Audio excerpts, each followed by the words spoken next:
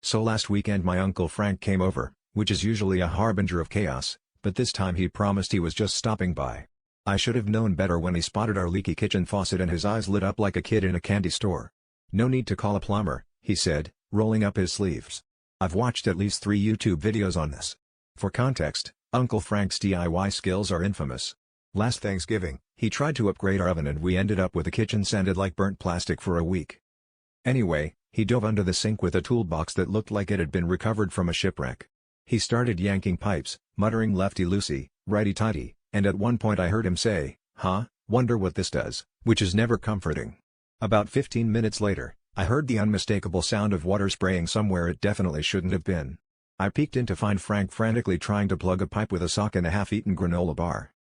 By the time my mom came in, the kitchen looked like SeaWorld, minus the dolphins but with all the splashing. We tried to shut off the main valve, but Frank had managed to improve that too. My dog was floating by on a cutting board, and my little sister was Googling how to build an ark. At this point, we realized the only thing left to do was call an actual plumber, who arrived and took one look at the situation before bursting out laughing and asking if we'd considered switching to bottled water entirely. So, after 2 hours and a bill that made my wallet cry, the faucet was finally fixed. Uncle Frank, ever the optimist, just shrugged and said, "Well, at least now you know your flood insurance works."